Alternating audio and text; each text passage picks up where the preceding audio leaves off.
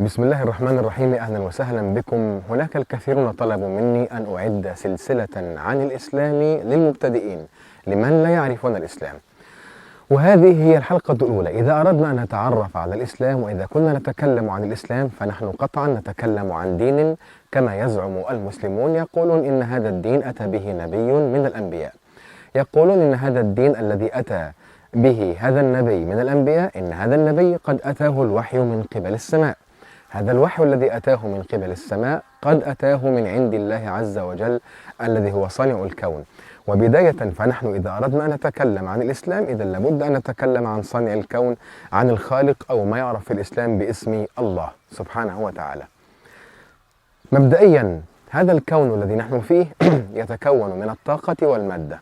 الطاقة والمادة هما الشيئان اللذان يتكون منهما هذا الكون. إذا نظرنا إلى الطاقة أو إلى المادة لوجدنا أن عندنا قانونا لا يتخلف في المادة أبدا، هو يلازم المادة في كل صورها.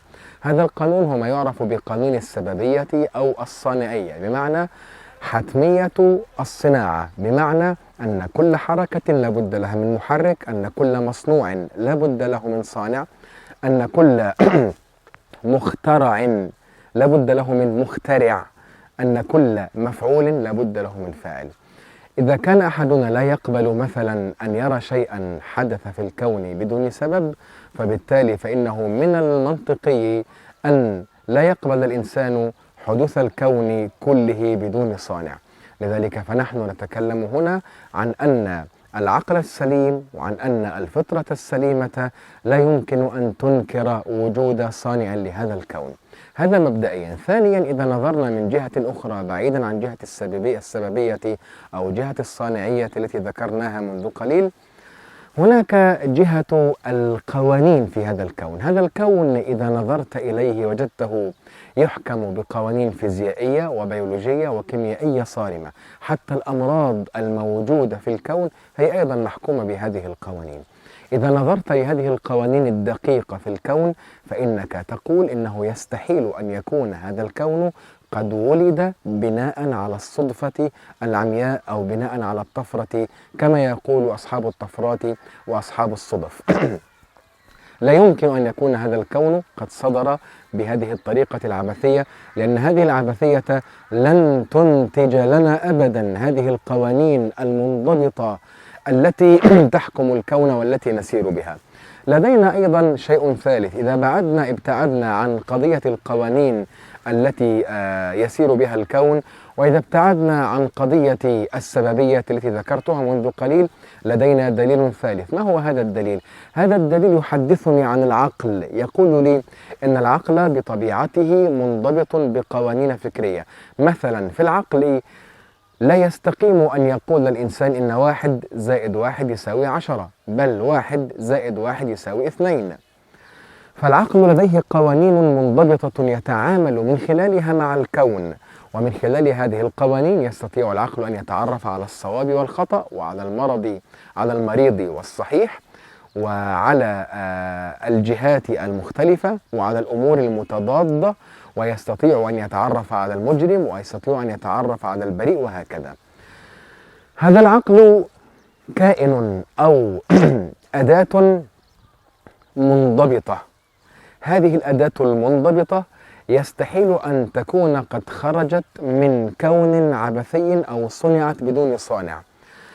هناك بعض الناس يقول إن الطبيعة هي الصانع. هذه الكلمة كلمة غير صحيحة، لأن الطبيعة أنا جزء من الطبيعة وأنت جزء من الطبيعة، وهذه الكاميرا جزء من الطبيعة، وهذا الذي أصور هذه النباتات الخضراء أيضا جزء من الطبيعة.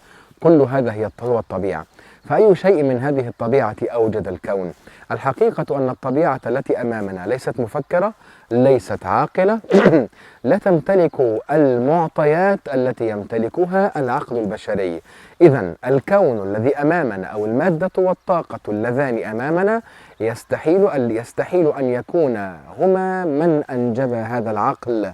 لابد من قوة عاقلة، من قوة رشيدة، من قوة حكيمة، هي التي صنعت هذا العقل ووضعته في الإنسان وجعلته يستطيع أن يفكر. حتى العقول التي نصنعها نحن، العقول التي نصنعها اليوم هي أيضا عقول لا تستطيع بأي حال من الأحوال أن تفكر بعيدا عن المعطيات التي غرستها فيها. انظر إلى عقل الهاتف الذي في يدك، انظر إلى عقل الكاميرا هذه التي أصور بها، انظر إلى عقل الساعة التي في يدي، كلها أمور مبرمجة برمجها عقل الإنسان، لا يمكن أن تخرج عن البرمجة التي فيها. بينما عقل الإنسان هو الذي يمتلك النظرة للخطأ والصواب. هذه الآلات والعقول المصنوعة التي بين أيدينا إنما تستطيع أن تفكر من خلال البرمجيات التي غرست فيها، لكنها لا تستطيع أن تقول لك إن هذا العمل أخلاقي أو إنه غير أخلاقي، لا تستطيع أن تشعر. بينما العقل البشري وحده هو المصمم على الشعور، هو المصمم على الإدراك، هو المصمم على معرفة الصواب والخطأ، والمصمم على معرفة الأمور المتضادة. إذن هذا التمييز الذي نراه في عقلنا يستحيل أبدا أن يكون قد نتج أو قد جاء هكذا في الطبيعة بدون أن يكون له سبب أو بدون أن يكون له صانع. أمر آخر أو أمر رابع أود أن نذكره عندنا كذلك. إذا نظرنا إلى قضية مهمة جدا، ألا وهي قضية أن هذه الطاقة التي في الكون وهذه المادة التي في الكون هي أشياء لا تتسم بصفة الحياة، بينما الذي يتسم بصفة الحياة هو الإنسان والحيوانات المعروفة. يستحيل أن تكون هذه المادة التي هي ليست حية، يستحيل أن تكون وهبت الحياة للإنسان الذي هو كائن حي، لأن المادة لا تمتلك الحياة ولا تمتلك القدرة على الحياة ولا تعرف الحياة ولا تستطيع أن تحيا. بذلك فلا بد أن هناك شيئا ما وراء هذه الحياة هو من وهب الإنسان الحياة. لذلك يقول المسلمون هناك إله يحكم هذا الكون، هناك صانع مسؤول عن هذا الكون. هذا الذي يقوله المسلمون وهذا الذي يقرره الإسلام. أول شيء في الإسلام هو أن تؤمن أن هناك إلها. إذا كنت لا تؤمن بأن هناك إلها فإنك بذلك لم تدخل في دين الإسلام ولم تتعرف بصورة جيدة على دين الإسلام.